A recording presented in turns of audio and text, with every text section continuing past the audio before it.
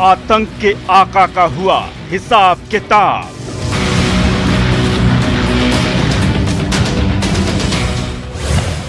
Jail की चार दीवारी में ही लेगा अंतिम सांस। अभी सेंटेंसिंग पे ऑर्डर हुआ है, अभी जज साहब ने प्रोनाउंस किया है 2 लाइफ सेंटेंसिंग है और 10 इयर्स की 5 पनिशमेंट है इनके। जिनको रुलाया उनको चैन आया।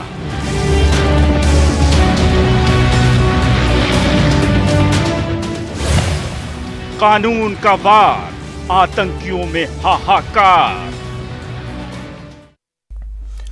स्वागत है आप सभी का, आपके साथ मैं हूं स्वप्निल और आप देख रहे हैं प्राइम डिबेट। कश्मीर के अलगाववादी नेता प्रतिबंधित संगठन JKLF के चीफ यासीन मलिक को टेरर फंडिंग मामले में उम्र कैद की सजा सुनाई गई है। यासीन मलिक को अलग अलग धाराओं में सजा सुनाई गई है। 2 धाराओं के तहत उम्र कैद जबकि 4 धाराओं के तहत 10 साल की सजा मिली है। यासीन मलिक की सारी सजा एक साथ चलेगी। यासीन मलिक पर आपराधिक साजिश रचने, देश के खिलाफ युद्ध छेड़ने, अन्य गैर कानूनी गतिविधियां और कश्मीर में शांति भंग करने के आरोप सिद्ध हुए। उसने खुद अपने सभी जुर्म कबूल किए। अब इस पूरे घटनाक्रम के बाद कुछ अहम सवाल हैं जिन्हें एड्रेस किया जाना जरूरी है और उन्हीं सवालों को लेकर ये प्राइम डिबेट हम आज लेकर आए हैं। देखिए, सवाल नंबर 1, ये जो उम्र कैद का फैसला कोर्ट ने सुनाया है वो एक नजीर बनेगा, क्योंकि जैसे ही आतंकियों को सजा सुनाई जाती है आतंक की कमर टूटती है। उम्मीद की जानी चाहिए कि यह फैसला भी एक नजीर बने, लेकिन क्या ऐसा होगा, यह एक बड़ा सवाल है। सवाल नंबर 2, क्या इस फैसले के बाद, इस तरह के इंसाफ के बाद आतंकी डरेंगे, अलगाववादी कांपेंगे? और सवाल नंबर 3, इंसाफ में देरी की वजह क्या है? इन्हीं सवालों को एड्रेस करने की कोशिश करेंगे। मेरे साथ जो गेस्ट पैनल जुड़ रहा है आपको इंट्रोड्यूस करवा देता हूं। मेरे साथ जुड़ रहे RR तिवारी जी, कांग्रेस नेता हैं, मुकेश पारीक जी, बीजेपी नेता हैं, और अनिल गोठवाल जी, पूर्व पुलिस अधिकारी हैं। आप सभी का स्वागत है न्यूज़ 18 राजस्थान पर। RR तिवारी जी, मैं आपसे शुरुआत करना चाहता हूं क्योंकि आजादी के पहले, आजादी के दिन और आजादी के बाद से भी कांग्रेस का, आजादी के बाद भी कांग्रेस का अस्तित्व रहा है, तो आपके एक्सपीरियंस को तो हम लोग नकार सकते नहीं। तो सवाल मेरा आपसे यह है कि क्या आपने कभी यह सुना कि हत्या के किसी मामले में आरोपी के खिलाफ लगभग 30 साल तक किसी अदालत में मुकदमा ही न चले?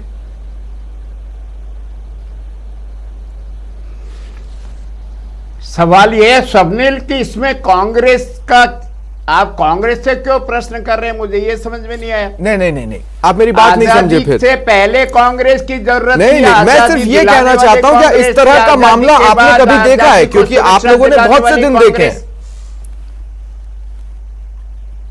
ये भारत की न्यायपालिका के बारे में पूरा देश जानता है। अरे 30 साल की बात करते मतलब दादा अगर कहीं मुकदमा दायर करता तो पड़पोते तक उसका फैसला नहीं होता। सवाल है कि हमारे न्यायपालिका बनी हुई तो है। नहीं, फैसला नहीं होना और किसी अदालत में मुकदमा ही न चले, ये 2 अलग अलग बातें हैं RR तिवारी जी।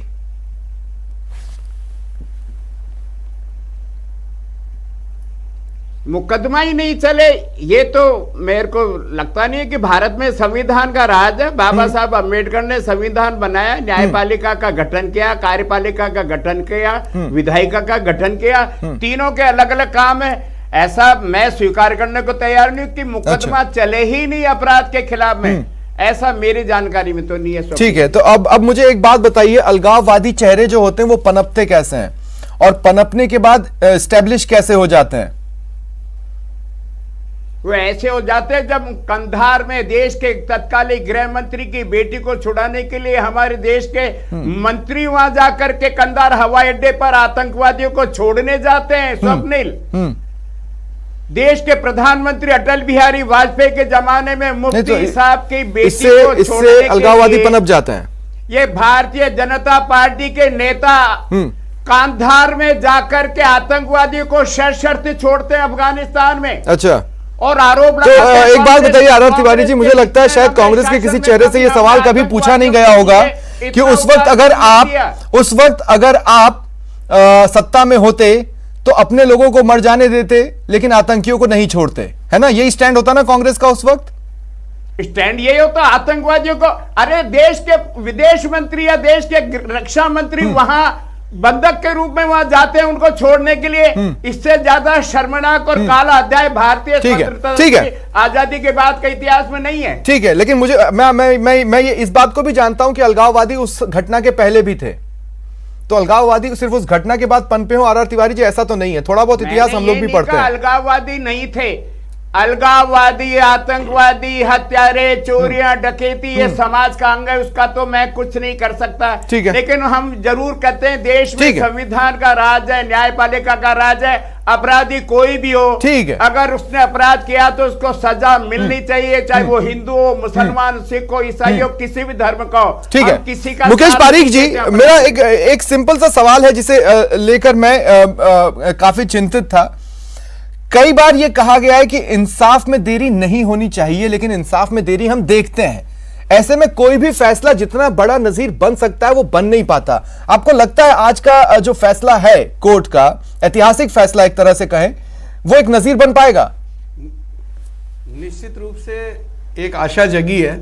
एक देशद्रोही जिसने आतंकवाद, उग्रवाद और अलगाववाद का पर्याय बन गया था, जो बड़े मजे से, अभी तिवारी जी कह रहे थे, जो बड़े आराम से प्रधानमंत्री से भी मिलता था और पूरी खुलेआम, मतलब उसको एक सुरक्षा और जिस प्रकार से उसके ऐशो आराम थे, और वो ये स्वयं कबूल करता था कि मैं इन हत्याओं में भी शामिल हूं, मैंने पंडितों की भी हत्याएं की है, मैंने हिंदुओं की हत्याएं की है, मैंने पुलिस को मारा है, इस प्रकार का स्वयं वो खुलकर ये भाषण देता था। तो निश्चित रूप से आतंकवादियों के, उग्रवादियों के, अलगाववादियों का साहस बढ़ता था और वो पनपते थे। लेकिन आज जिस प्रकार का ऐतिहासिक फैसला है, जिस प्रकार से एनआईए ने तत्परता दिखाई है, जिस प्रकार से सरकार की प्रतिबद्धता इन उग्रवादियों के खिलाफ, देशद्रोहियों के खिलाफ निकल कर आई है, मेरा यह मानना है कि जिनके साथ जो अन्याय हुआ था, जिस कश्मीर में इन उग्रवादियों ने जिस प्रकार से हत्याएं की थी, जिन पुलिस वालों को मारा था, जिन हमारे रक्षा करने वाले उन सैनिकों को मारा था, उन सब की आज आत्मा को शांति मिली होगी। देखिए सवाल वही है घूम फिर के मुकेश पारीक जी की, अगर हम ये देखने में अगर हम एक कुर्सी पर बैठकर देखें और कोई पूरा मामला सुनवाई के साथ अपने अंतिम नतीजे तक पहुंचने में 30 साल से ज्यादा का वक्त ले, तो एक बार की तो लगता है ना कि नजीर बनने की राह में कांटे तो बहुत हैं।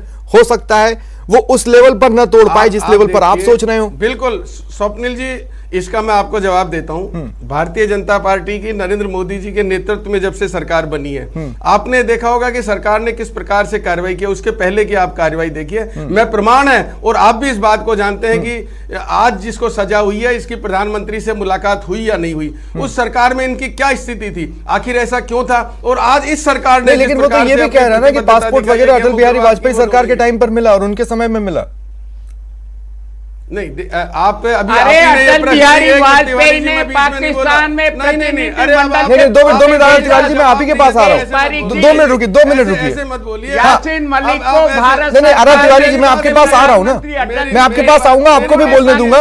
लेकिन मुकेश पारीक जी, बातचीत करने के लिए भेजा था मुकेश पारीक जी। कांग्रेस अपनी अकर्मण्यता को छुपाने के लिए कुछ भी बोले, लेकिन ये छुपा हुआ नहीं है। यासीन मलिक के कबूलनामे में एक हिस्से में तो अटल बिहारी वाजपेयी जी का भी नाम आ गया। आतंकवादियों को पनाह दी गई, ये छुपा हुआ नहीं है किसी से। नहीं, आज सरकार ने जिस प्रकार से आर्टिकल 370 हटा के जिस प्रकार से आज कश्मीर में एक आशा जगाई है, एक आशा की किरण जगी है, ठीक है, इतने पुराने। पर मुकेश पारीक जी, ऐसा भी तो हो सकता है ना कि जब एनडीए के शासनकाल में पासपोर्ट लेने में अगर वो सफल रहा तो आगे की सरकारों को ये लगा हो सकता है ठीक ठाक हो, आपके पास कोई एक्स्ट्रा जानकारी थी।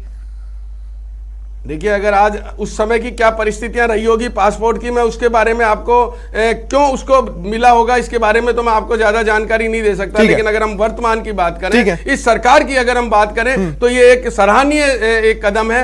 एक कोर्ट ने जो निर्णय दिया, और मैं तो ये कह रहा हूं कि एनआईए ने जिस प्रकार से उसको फांसी की सजा की मांग की थी, उसको फांसी की सजा लायक ये लोग हैं जो प्रधानमंत्री के साथ मिलकर फोटो खिंचाते थे। यही बात आर.आर. तिवारी जी, मैं भी चाहता हूं आप भी एड्रेस करें कि आखिर एक व्यक्ति जब पॉलिटिकल गलियारों में दिखता है और उसके फोटोग्राफ्स दिखते हैं तो ऐसा लगता है कि शायद पॉलिटिकल बैकअप की वजह से वो आसानी से अपने कामों को कर पा रहा हो। स्वप्निल जी, जब देश में प्रधानमंत्री अटल बिहारी वाजपेयी हो, भारतीय जनता पार्टी के प्रधानमंत्री हो, यासीन मलिक को पाकिस्तान की सरकार से अधिकृत भारतीय प्रतिनिधि मंडल में बातचीत के लिए भेजा जाए, उसमें कांग्रेस का क्या लेना देना? वो सरकार ने 2004 में मुकेश पारिक जी, 2004 में अटल बिहारी वाजपेयी जी ने यासीन मलिक को प्रतिनिधि मंडल में भेजा पाकिस्तान की सरकार से शांति वार्ता के रूप में। आगे खड़े होने और नजर आने का कोई भी तर्क हो सकता है, क्योंकि कांग्रेस ये तो जानती होगी ना कि 1990 से इतना बड़ा मामला उस पर चल रहा है, ये तो जानती होगी कांग्रेस, या पता ही नहीं होगा? जी मैं मेरी बात को कंप्लीट करूं। बस मुकेश जी 2 मिनट मैं सिर्फ 20 सेकंड दे रहा हूं ना, आर तिवारी जी कंप्लीट करें। हाँ बताएं, आप क्या पूछ रहे हैं? मैं सिर्फ ये कहना चाहता हूं कि यासीन अगर राजनीतिक गलियारों में दिखता था तो राजनीतिक गलियारों में ये भी तो चर्चाएं होती होगी ना कि भाई यासीन मलिक कौन है, उस पर क्या आरोप है, उस पर कोई केस है या नहीं है, फिर कैसे वो इतनी आसानी से दिख सकता था? स्वप्निल जी, युद्ध अंतिम आखिरी पड़ाव नहीं होता। किसी भी समस्या का समाधान, चाहे वो बिरयानी पहला विश्व युद्ध हो, दूसरा विश्व युद्ध हो, यूक्रेन का रूस का भी हो, टेबल पे आकर के ही वार्तालाप होने के बाद में कोई चीज का समाधान ठीक है, आ गई आपकी बात, मैं समझ गया आप क्या कहना चाहते हैं। मुकेश पारिक जी आपको भी 20 सेकंड दे रहा हूं, अपनी बात खत्म कीजिए, लेकिन इस बात को याद रखिएगा कि यासीन मलिक ने कहा है अटल बिहारी वाजपेयी ने मुझे पासपोर्ट दिलवाया था। बातचीत का मुकेश पारिक जी शॉर्ट में खत्म करें, मुझे उसके बाद गोठवाल जी के पास भी जाना है। देखिए, ये मैं आरोप और बिल्कुल प्रमाणिक रूप से ये आरोप लगा रहा हूं कि उग्रवाद और ये जो यासीन मलिक की अगर हम बात करते हैं तो ये यूपीए सरकार में सब में ज्यादा पनपा। खुलेआम इस व्यक्ति ने ये कहा कि हाँ मैं हत्याओं में शामिल हूं, हाँ मैंने पुलिस वाले के साथ ये किया है, इस प्रकार के इसने बयान दिए, और उसके बावजूद कांग्रेस ने इसको पनाह दी। लेकिन अब बीजेपी का मैं आपको स्टैंड क्लियर करता हूं। आपने कहा कि उसको पासपोर्ट मिला, उस समय एक पहल की गई कि इन्होंने जब शांति के लिए ये आगे आए तो इन्होंने वार्ता की। अभी तिवारी जी खुद कह रहे थे पहल की गई, लेकिन उन पर जिन सेना के जवानों पर अटैक का आरोप था, जो आज दोषित हो चुका है, वो उस घटना उससे पहले की थी, ये आप भी जानते हैं। अब उसको मिली ना सजा, नहीं सजा मिली, लेकिन आप जानते थे ना इतने गंभीर आरोप है, फिर पासपोर्ट किस बात का? भारतीय जनता पार्टी न्यायपालिका, ठीक है, मैं आप दोनों को रोक रहा हूं, मैं अब आगे आप लोगों के पास आऊंगा, मैं आगे आप लोगों के पास आऊंगा। अनिल गोठवाल जी को अब डिबेट में लाने दीजिए, 8:09 हो रहा हूं, अब तक डिबेट में नहीं आ पाए। अनिल गोठवाल जी मैं आपके पास आ रहा हूं, इस पूरे घटनाक्रम को देखें और इंसाफ के रास्ते को देखें अनिल गोठवाल जी, तो आपको क्या लगता है? मेरा सवाल अभी भी स्टैंड कर रहा है, क्या यह फैसला नजीर बन सकता है? क्या इससे आतंकी डरेंगे? क्या इससे अलगाववादी डरेंगे, या कुछ नहीं बदलेगा? देखिए, ये जो फैसला आया है ये बिल्कुल एक नज़ीर बन के सामने आएगा कि जो जेएनके के अंदर पहले चल रहा था वो अब नहीं चलेगा। एक सरकार के द्वारा मैसेज दिया गया है, न्यायपालिका ने अपना न्याय किया है। ये बिल्कुल यासीन मलिक वो व्यक्ति था कि वो किसी भी सरकार के अंदर वो उस डेलीगेशन में शामिल हुआ करता था जिसको कि वो आतंकवादी गतिविधियों को पीछे से इनडायरेक्टली सपोर्ट मिलता था। ये देश की जनता सब जानती है। अब ये अगर इनको आजीवन कारावास की सजा मिली है तो ये एक देरी से ही सही, लेकिन न्याय जरूर मिला है और समाज के अंदर एक संदेश जाएगा, मेरा ऐसा मानना है। हमारी लेकिन जब हम आम शब्दों में या आम दिनों में ये कहते हैं justice delayed is justice denied, क्या ये उसकी श्रेणी में नहीं आता? नहीं, जस्टिस डिले लेकिन अब तो मिल गया ना, अब तो न्याय हो ही गया। वो एक इशू है कि भाई देरी से मिला न्याय है उसका, लेकिन आज की इस पृष्ठभूमि में जो आज की देश की जो गतिविधियां हैं, जो परिस्थितियां हैं, उसके अनुरूप तो ये सही न्याय हुआ है। इससे और भी ज्यादा लग सकता था, लेकिन हमारे इस पूरे क्रिमिनल जस्टिस सिस्टम को समझने की आवश्यकता है कि आखिर ये देर क्यों होती है। पूरे हमारे एक आईपीसी और क्रिमिनल जस्टिस सिस्टम का ये एक आधार है कि 99% अपराधी भले ही छूट जाएं, लेकिन एक निर्दोष को सजा नहीं होनी चाहिए। ये हमारे न्याय का आधारभूत सिद्धांत है। इस वजह से भी क्रिमिनल जस्टिस सिस्टम में देरी हो सकती है या देरी होने की ज्यादा संभावनाएं रहती है। तो मैं ये मान के चलता हूं कि ये एक नजीर सामने आएगी और एनआईए द्वारा। हम लोगों ने कई बार देखा है कि जो जांच एजेंसियां होती हैं अनिल गोठवाल जी, जो जांच एजेंसियां होती हैं या फिर जो पुलिस होती है, उनके पांव कई बार ऐसा लगता है कि बंधे हुए हैं या फिर वो इशारों पर चल रहे हैं। और इससे भी इंसाफ में देरी होती है, ऐसा मेरा मानना है। अलगाववाद की ही समस्या को अगर हम लें तो आपको लगता है कि बिना पॉलिटिकल बैकअप के अलगाववाद पनप सकता है? देखिए, ये एक राजनीतिक वही वाली बात आ गई कि सरकार की राजनीतिक इच्छा शक्ति की बात है। अगर मान लो वो उसको आतंकवाद को, अलगाववाद को दबाना चाहे, लेकिन क्या होता है कि एक प्रजातांत्रिक देश के अंदर ये भी होता है कि भाई आप सभी के साथ में एक जैसा नहीं है, जिसने अपराध किया उसके खिलाफ तो करो, लेकिन बाकी जो समूह है, जनता है, जो हमारा समाज है, उसको कैसे व्यवस्थित तरीके से एक वेलफेयर स्टेट के रूप के अंदर जो सरकारें काम करती है, इसी वजह से ये उसका फायदा उठाते हैं। सरकारों का ऐसा कोई वो नहीं रहता है किसी भी सरकार का कि भाई आतंकवाद या अलगाववाद होने। अब आप सभी से मेरा एक एक सवाल और रहेगा। आर तिवारी जी, मैं आपके पास आ रहा हूं। आप कहते हैं ना कि कोई भी समस्या का हल बातचीत की मेज पर ही हो सकता है, ठीक है। अब मैं आपसे ये पूछना चाहता हूं कि मान लीजिए कल को कोई आतंकी सामने आया, उसके हाथ में गन है, तो हम उसको बातचीत का न्योता दें या फिर कार्रवाई करें? क्या सही तरीका होगा? भारत में कानून का राज है स्वप्निल। आतंकवादी हाथ में बंदूक लेकर के आए और मारने के लिए जाए तो कानून ये कहता है कि आत्मरक्षा के लिए आप अपना बचाव करने के लिए अगर उसको मार दोगे तो भी वो कानून की उसमें मदद है। ऐसे आदमी को तो मारना ही पड़ेगा। लेकिन अगर समस्या विकराल हो जाए, समस्या बड़ी हो जाए, तो आखिर में बातचीत का ही एक तरीका होता है कि किसी समस्या के बारे में हमको टेबल के ऊपर आकर के बातचीत करनी चाहिए। और मैं कह रहा हूं मुकेश पारीक जी, अब तो धारा 3 अलगाववादियों से आपने बहुत लंबी बातचीत की ना, आप उनको शांत बिठा पाए? आप यासीन मलिक को सही रास्ते पे ला पाए? नहीं ना।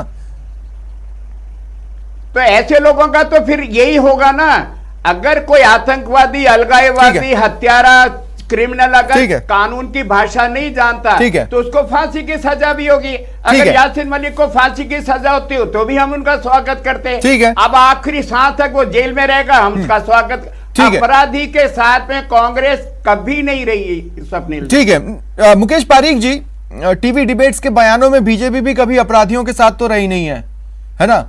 इसलिए मेरा आपसे अंतिम सवाल सिर्फ यही है, मैं आपसे फिर कह रहा हूं, देश में एक धड़े को यह डाउट जरूर होगा कि उग्रवादी या अलगाववादी कभी भी किसी अति की वजह से पनप सकते हैं।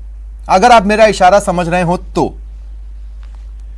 देखिए, कोई किसी को किस वे में लेना है वो एक अलग बात है, लेकिन कश्मीर में जिस प्रकार से सरकार अभी कार्य कर रही है और 370 हटाने से जो कॉन्फिडेंस वहां के जो लोग निकल गए थे उनमें आया है, धीरे धीरे ये एक शुरुआत है। और ये एक ऐसी शुरुआत है जिससे उग्रवाद की कमर टूटेगी। यासीन मलिक वहां का एक बहुत बड़ा ऐसा अपराधी था कि जिसके कारण सैकड़ों हजारों ऐसे युवाओं का उसने जीवन बर्बाद किया उग्रवाद की आग में धकेल के। तो हमको तो अभी उस सोच को समाप्त करना है जिस सोच को यासीन मलिक जैसे लोगों ने उत्पन्न किया था। हम उनको युवाओं को उस रास्ते पे लाना है जिसको यासीन मलिक जैसे लोगों ने भटकाया था। उन पत्थरबाजों को रास्ते पे लाना है जिसको यासीन मलिक जैसे लोगों ने उस रास्ते पे पहुंचाया था। तो ये भारतीय जनता पार्टी की सरकार ने शुरुआत कर दी है और आने वाले समय में मैं आपको विश्वास दिलाता हूं कि सरकार की यह प्रतिबद्धता है कि हम जम्मू कश्मीर की जो पुरानी कश्मीरियत थी, जो जम्मू कश्मीर का अमन, चैन और शांति थी, उस पर निश्चित रूप से मोदी जी का नेतृत्व, मोदी जी की सरकार, वो भी हम कमिंग डेज में देख ही लेंगे।